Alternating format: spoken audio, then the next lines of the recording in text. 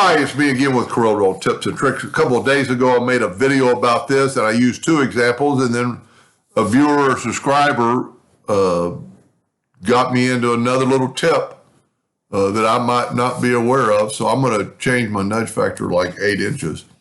And the way I used to, so these are two separate lines, and if you select them all and you go up here and you try to fill it with blue, it fills the whole thing in with blue.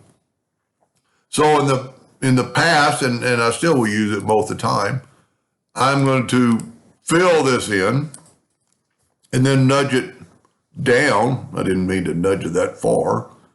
And then when you left click, right click, it is a curve on one item where you have two items, two objects. And now we can select that and we can fill it with purple.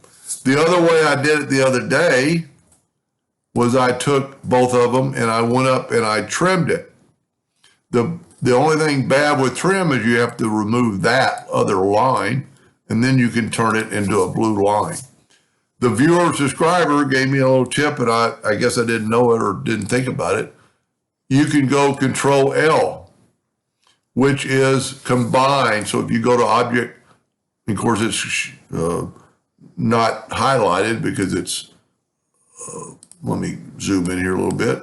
You don't have anything to select to combine, but if you grab that, go up to object, and you can combine it, which is Control L. So we'll just do it from this menu and I'll just combine it. Now, if you look, it's a curve on one layer and you can fill it in. So this scenario is probably the best when you want to do that. This takes a number of steps. This takes another step, and this is only like one step. So I thank that viewer, subscriber, and I hope that helped a little bit. Thank you for watching.